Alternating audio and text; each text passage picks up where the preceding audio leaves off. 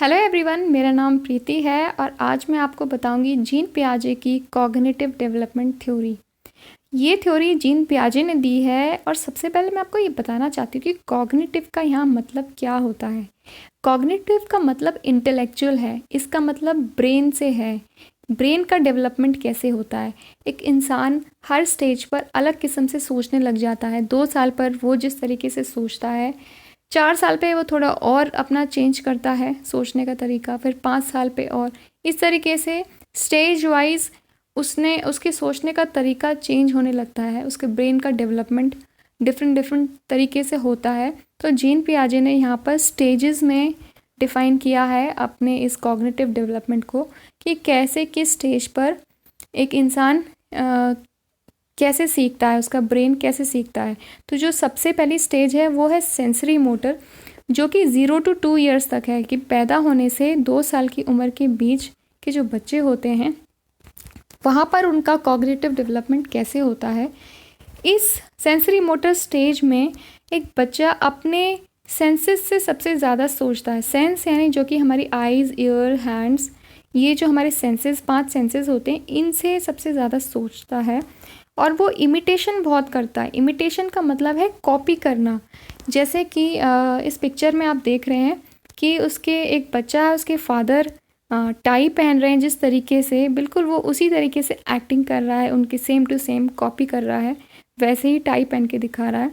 यानी उसको कॉपी करना बहुत अच्छा लगता है। तो कॉपी कर कर के वो बहुत सीखते हैं। इस एज पर कॉपी करने का शौक़ बहुत चढ़ता है और उस तरीके से वो सीखते हैं कि लाइफ कैसे जीते हैं, बाकी लोग कैसे कर रहे हैं, उनको सेम टू सेम वो कॉपी करना चाहते हैं।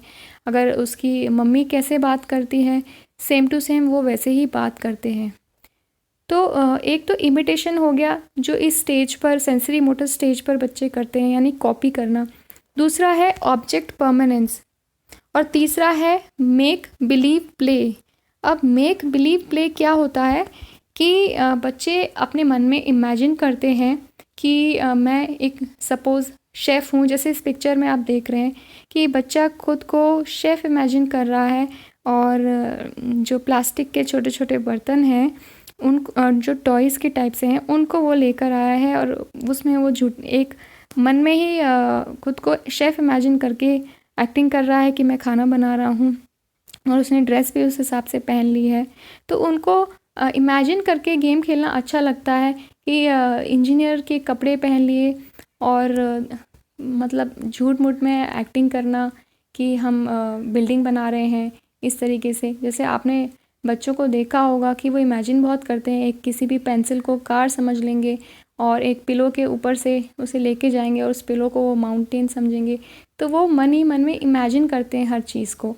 तो इस तरीके से भी वो बहुत कुछ सीखते हैं। तो ब्रेन में उनके मेक बिलीव प्ले बहुत होता है सेंसरी मोटर स्टेज पे। और जो तीसरा है वो है ऑब्जेक्ट परमानेंस।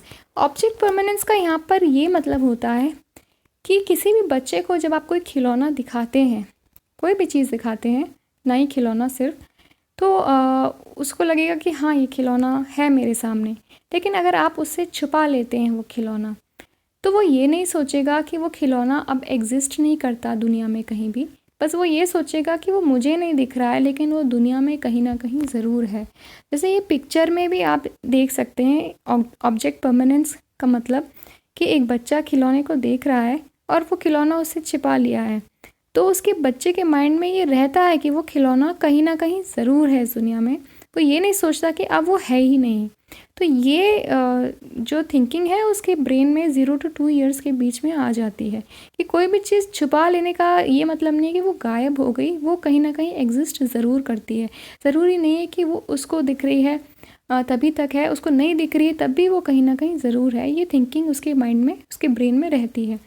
तो ये हो गया सेंसरी मोटर स्टेज, जिसमें ये 3 चीज़ें खासकर आप ध्यान रखना: object permanence, imitation, make believe play. तो क्वेश्चंस अक्सर एग्ज़ाम में इस तरीके से डायरेक्ट नहीं पूछे जाते, वो इस तरीके से भी पूछ लिए जाते हैं कि एक बच्चा अपने पापा को कॉपी करके ये कर रहा था सेम टू सेम, तो ये किस स्टेज में है, ऐसे पूछ लेते हैं। तो आप उसको बता सकते हैं कि ये सेंसरी मोटर स्टेज में आता है। अब जो नेक्स्ट है वो है प्री ऑपरेशनल स्टेज, जो कि 2 से लेकर 7 ईयर्स के बीच की एज होती है। इस एज में बच्चे बहुत ही सिंबॉलिक फॉर्म में अक्सर चीज़ों को सीखते हैं। सिंबॉलिक का मतलब क्या है यहाँ पर कि जैसे कि ये जो पिक्चर आप देख रहे हैं इसमें सिंबल्स हैं कि किस सिंबल का क्या मतलब है, कौन सा साइन क्या कहना चाह रहा है। तो ये चीज़ें वो जल्दी समझते हैं सिंबल के फॉर्म में, कि जैसे कि ये ट्रैफिक के रूल्स हैं जो इन्होंने सिंबल के फॉर्म में बताए हुए हैं कि 2 वे ट्रैफिक है, रोड वर्क है, टर्न राइट। मतलब कि सिंबल अगर हम बोलेंगे कि राइट टर्न करो वो उनको जल्दी समझ में नहीं आएगा, लेकिन अगर एरो बना हुआ है कि इधर जाना है वो उनको जल्दी समझ में आ जाएगा। तो सिंबॉलिक थिंकिंग उनकी इस एज में डेवलप होती है। इस एज में वो सिंबल्स के थ्रू जल्दी सीखते हैं। इसलिए टीचर्स को बताया जाता है कि इस एज के बीच के बच्चों को आप सिंबल्स के थ्रू पढ़ाने की कोशिश किया करें, तो उनको जल्दी समझ में आएगा। और आपने देखा भी होगा अक्सर बच्चों को सिंबल्स के थ्रू पढ़ाया जाता है इस एज के जो बच्चे होते हैं। और दूसरा जो होता है वो होता है ईगोसेंट्रिज्म। इस एज में ईगोसेंट्रिज्म की थिंकिंग एक बच्चे के माइंड में डेवलप होती है। अब ईगोसेंट्रिज्म का यहाँ पर क्या मतलब है?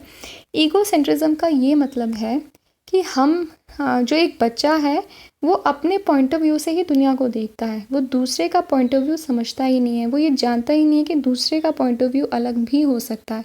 वो सिर्फ जैसे कि मैं एग्जांपल देती हूँ कि मैंने एक बच्चे से बोला कि मैं तुम्हारी माँ हूँ, तो वो बच्चे को ये समझ में आ जाएगा कि मैं उसकी माँ हूँ, लेकिन उसको ये नहीं समझ में आएगा कि वो मेरा बेटा है। तो ये जो रिवर्सिबिलिटी है कि रिवर्स में चीज़ें समझ नहीं आएंगी, जो बोला गया बस वही डायरेक्टली वही समझ में आएगा। या उसने सपोज़ वो एक जगह पर खड़ा है और उसको सामने नदी दिख रही है और नदी के पीछे पहाड़ है, तो वो यही सोचेगा कि पहले नदी आती है फिर पहाड़ आता है, लेकिन वो ये नहीं सोचेगा कि अगर मैं पहाड़ के पीछे खड़ा हो जाऊं तो पहले पहाड़ आएगा उसके बाद नदी आएगी। तो इस तरीके से वो उसके अंदर ईगोसेंट्रिज्म होता है कि वो एक ही पॉइंट ऑफ व्यू से, अपने ही पॉइंट ऑफ व्यू से दुनिया को देखता है और दूसरे के पॉइंट ऑफ व्यू से वो नहीं जानता कि दुनिया अलग भी हो सकती है। तो ये उसके माइंड में, उसके ब्रेन में ये थिंकिंग उस टाइम रहती है। तो ईगोसेंट्रिज्म और सिंबॉलिक प्ले या सिंबॉलिक फॉर्म, ये थिंकिंग, ये दोनों चीज़ें प्री ऑपरेशनल स्टेज में डेवलप होती हैं, तो इसको ध्यान रखिएगा। और ये एक पिक्चर भी है, इसमें भी ये ईगोसेंट्रिज्म को डिफ़ाइन कर रहा है। ये बच्चा बोल रहा है कि my life would be simpler if everybody like the same things I do. ये कहना चाह रहा है कि मेरी जो लाइफ है वो बहुत ईजी हो सकती थी अगर हर इंसान वैसे ही करता चीज़ों को जैसे कि मैं करता हूँ। तो यानी कि वो अपने ही तरीके से चाहता है कि सब लोग जैसे मैं सोच रहा हूँ वैसे सब सोचें। तो इसको ईगोसेंट्रिज्म कहते हैं कि ईगो यानी खुद, सेंट्रिज्म यानी खुद को सेंटर में रखना, अपने तरीके से ही सब कुछ सोचना। नेक्स्ट स्टेज है वो है कॉन्क्रीट ऑपरेशनल स्टेज, जो कि 7 to 11 ईयर्स के बीच की एज है। और यहाँ पर जो कॉन्क्रीट का मतलब होता है वो होता है ठोस, यानी कोई भी वस्तु जो जिसका एक मटेरियल फॉर्म होता है। तो इस एज में ये वर्ड ही अपने आप में ये कह रहा है कॉन्क्रीट, कि इस एज में बच्चे कॉन्क्रीट प्रॉब्लम्स को आसानी से सॉल्व कर पाते हैं, उन्हें ही समझ पाते हैं। अभी उनकी एब्स्ट्रैक्ट थिंकिंग डेवलप नहीं होती है, वो मैं आपको नेक्स्ट स्टेज में बताऊंगी। कॉन्क्रीट प्रॉब्लम्स का मतलब यहाँ पर ये है कि जैसे कि ये एग्जांपल में आप देखिए कि ये 2 ग्लासेस हैं, दोनों में पानी भरा हुआ है, तो पानी इक्वल अमाउंट में है, तो उनको ये समझाया जा रहा है कि इन दोनों की वॉल्यूम इक्वल है। यहाँ पर उनको, वो अपने माइंड में ये चीज़ें नहीं सोच सकते हैं कि इक्वल वॉल्यूम का क्या मतलब है। उनको कोई ना कोई मटेरियल फॉर्म में कोई चीज़ दिखाकर उनको समझाना पड़ेगा कि इक्वल और जो इक्वल नहीं है उनके बीच का डिफरेंस क्या है। अब दूसरे पिक्चर में ही एक ग्लास में पानी है और दूसरे ग्लास में भी पानी है, लेकिन दोनों का साइज़ अलग अलग है, तो दोनों की वॉल्यूम को नहीं बताया जा सकता कि ये सिमिलर हैं। तो इस तरीके से दूसरे वाले जो एग्जांपल है नंबर का, उसमें भी इस तरीके से बता सकते हैं देख के कि किसमें कितने नंबर्स हैं। तो चीज़ों को दिखाकर उनको पढ़ाया जाता है, क्योंकि उससे वो जल्दी समझते हैं। ऑब्जेक्ट के फॉर्म में कि कोई भी मटेरियल चीज़ों से वो जल्दी समझते हैं। इसका आगे मैं एक बहुत अच्छा एग्जांपल भी दूंगी, उससे आपको और इजीली ये समझ में आ जाएगा। और जो दूसरा है वो है रिवर्सिबिलिटी। रिवर्सिबिलिटी का यहाँ क्या मतलब है? जैसे मैंने अपने पिछले उसमें बताया था कि ईगोसेंट्रिज्म, जो इससे पहले की जो स्टेज थी, ईगोसेंट्रिज्म का जस्ट ऑपोजिट होता है रिवर्सिबिलिटी। यानी ईगोसेंट्रिज्म में वो अपने ही नज़रिए से दुनिया को देख रहा था, लेकिन रिवर्सिबिलिटी में वो रिवर्स ऑर्डर में भी देख पाता है।